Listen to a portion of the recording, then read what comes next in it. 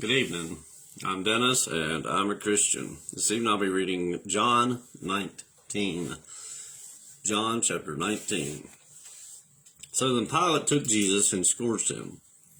And the soldiers twisted a crown of thorns and put it on his head. And they put on him a purple robe. Then they said, "Hail, King of the Jews!" And they struck him with their hands. Pilate then went out again and said to them, "Behold, I am bringing him out to you, that you may know that I find no fault in him." Then Jesus came out wearing the crown of thorns and the purple robe, and Pilate said to them, "Behold the man." Therefore, when the chief priests and officers saw him, they cried out, saying, "Crucify him! Crucify him!" Pilate said to them, "You take him and crucify him, for I find no fault in him." The Jews answered him, "We have a law, and according to our law he ought to die, because he made himself the Son of God." Therefore, when Pilate heard that saying, he was the more afraid, and went again into the praetorium, and said to Jesus, "Where are you from?" But Jesus gave him no answer. Then Pilate said to him, "Are you not speaking to me? Do you not know that I have power to crucify you and power to release you?" Jesus answered, "You could have no power at all against me unless it had been given you from above. Therefore, the one who delivered me to you has the greater sin." From then on, Pilate sought to release him, but the Jews cried out, saying, "If you let this man go, you are not Caesar's friend. Whoever makes himself a king speaks against Caesar." When Pilate therefore heard that saying, he brought Jesus out and sat down in the judgment seat in a place that is called the Pavement, but in Hebrew, Gabbatha. Now it was the preparation day of the Passover, and about the 6th hour, and he said to the Jews, "Behold, your king." They cried out, "Away with him! Away with him! Crucify him!" Pilate said to them, "Shall I crucify your king?" The chief priests answered, "We have no king but Caesar." Then he delivered him to them to be crucified. So they took Jesus and led him away. And he, bearing his cross, went out to a place called the Place of Skull, which is called in Hebrew Golgotha, where they crucified him and two others with him, one on either side and Jesus in the center. Now Pilate wrote a title and put it on the cross, and the writing was, "Jesus of Nazareth, the King of the Jews." Then many of the Jews read this title, for the place where Jesus was crucified was near the city, and it was written in Hebrew, Greek, and Latin. Therefore the chief priests of the Jews said to Pilate, "Do not write the King of the Jews," but he said, "I am the King of the Jews." Pilate answered, "What I have written, I have written."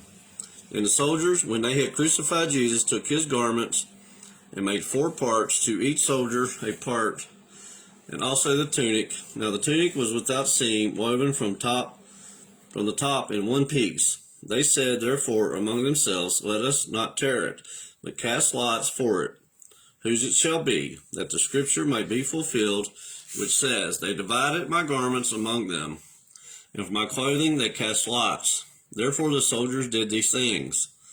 Now there stood by the cross of Jesus his mother and his mother's sister, Mary the wife of Clopas, and Mary Magdalene. When Jesus therefore saw his mother and the disciple whom he loved standing by, he said to his mother, "Woman, behold your son." Then he said to the disciples, "Behold your mother."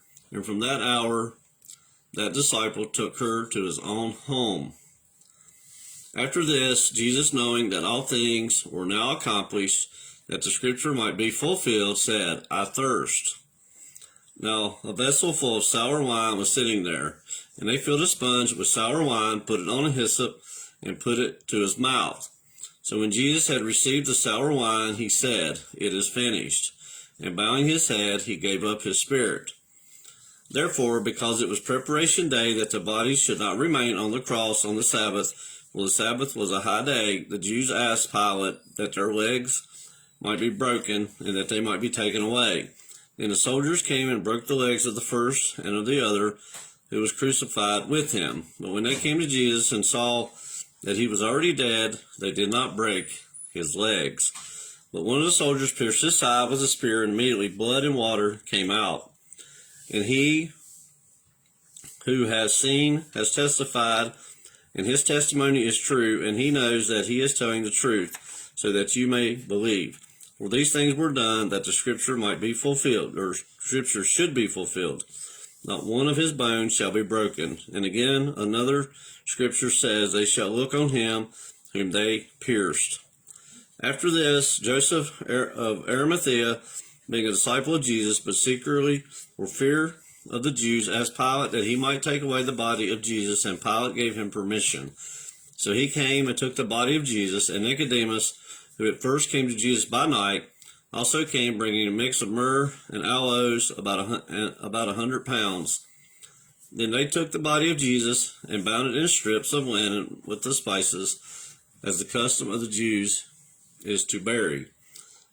Now in the place where he was crucified, there was a garden, and in the garden a new tomb in which no one had yet been laid. So there they laid Jesus, because of the Jews' preparation day, for the tomb was nearby. That was John chapter 19, reading from the New King James Version.